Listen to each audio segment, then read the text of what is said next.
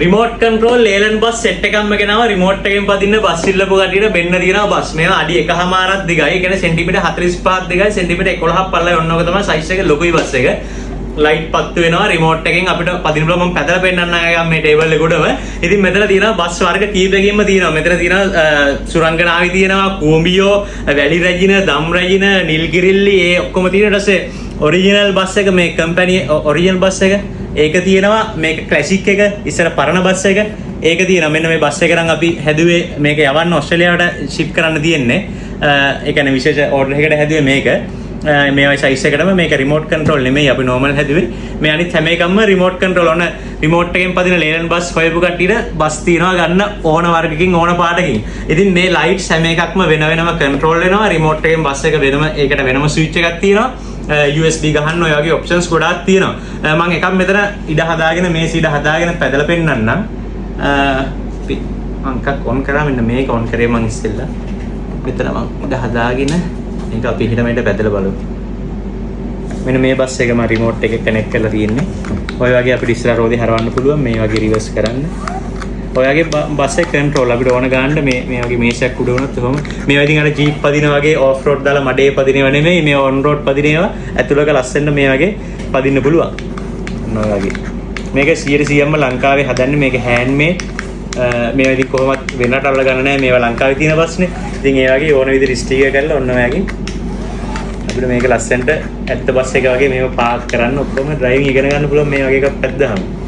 ඉතින් ඕක තමයි මේක රීචාර්ජබල් එක. රීචාර්ජබල් බැටරි එකක් ඉන්නේ. බැටරි චාර්ජින් කේබල් සියලුම දේ එනවා. ලංකාවේ වැඩකාරයෙක්ගේ අතින් නිෂ්පාදනය වෙන ලේලන් බස් එකක්. ඉතින් බස් වලට කැමති බස් පිස්සන්ට තමයි මේවා තියෙන්නේ. මේකේ සයිස් එක මම පෙන්නනම් අපි ගාව ඉස්සෙල්ලත් බස් තිබිලා තියෙනවා. මොඩල් බස් එක තිබුණා. කලින් රිමෝට් එකෙන් යන්නේ නැති එක. ඒකේ සයිස් එක ඔන්න බලන්න මේ තියෙන්නේ අපි ගාව කලින් තිබුණ මේක. මේක මේ සයිස්. එතකොට මෙන්න දැන් තියෙන රිමෝට් කන්ට්‍රෝල් එක මෙච්චරක් විතර වෙනසක් තියෙනවා බස් දෙකේ සයිස් එකේ. කෙලින්ම අඩි 1.5ක් දෙකයි මෙන්න මේ බස් එක. ඉතින් ඉන්නවා පෙන්නන්නම් මේවා පිටිපස්සත් එක බස් එකක් හරවලා අපි පෙන්නමු පිටිපස්ස. ඔන්න ඕක පිටිපස්ස බලන්න. තව එකක් හරවමු අනිත් පැත්තට. අපි ලංකාවේ කොඩියක් ගහලා තියෙනවා මේ මෙතන. ශ්‍රී ලංකා කොඩිය ගහලා තියෙනවා. ඒක හැම එකකම මේ මොඩිෆයිඩ් බස් හැම එකකම ගහලා තියෙනවා. දැන් අනිත් එකත් ඒ වගේම බලන්න මෙන්න මෙතන මේ දොරෙන් ඇතුළ පෙන්නන්න ඉන්ටීරියර්.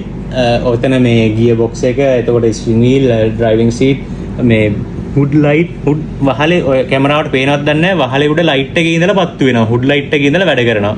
ඒ වගේ හෙඩ් රීසීට්ස් තියෙන්නේ. ඔය වගේ තියෙන්නේ. ඔන්න ඔහොමයි තියෙන්නේ. මෙතන ස්පීකර්ස් මම කියන්නේ මේකට අර පෙන් ගහන්න පුළුවන් කියලා මෙතන මෙන්න මේ වගේ මෙතනින් තමයි සවුන්ඩ්ස් ස්පීකර්ස් මෙතන සින්දු මාරු කරන්න පුළුවන්. ඒ වගේ තියෙන්නේ. මෙතන ඕපන් කරන්න පුළුවන්. මෙතන ඕපන් කරලා මේක තියෙන්නේ charge කරන්න. මේක charging ports මෙතනට දීලා තියෙන්නේ. ඒ වගේ තියෙන්නේ. මේ driving side එකේ දොර මේක අරින්න පුළුවන්. මේ දොර අරින්න පුළුවන් driving side එකේ දොර. ඉතින් එහෙම නම්බර් ප්ලේට් එහෙමත් ගහලා තියෙන්නේ. දැන් ඔයගලන්ට ඕන නම් මොකක් හරි ඔයාලගේ බස් එකක් කස්ටමයිස් කරගන්න ඒ විදිහට කස්ටමයිස් කරන්නත් පුළුවන්. ඉතින් ඔන්න ඔය විදිහට තමයි තියෙන්නේ. ඉතින් එහෙනම් මේ වීඩියෝ එක බස් පිස්සන්ට බස් ඕන කට්ටිය කතා කරන්න ඔන්න ඔයගේ ස්ටොක් එකක් තියෙනවා. තව ඉස්සරහට එක බස් එක විදිහට හදලා එනවා. ඕනම බස් එකක් හදන්න පුළුවන් ලංකාවේ. ඉතින් එහෙනම් thank you very much.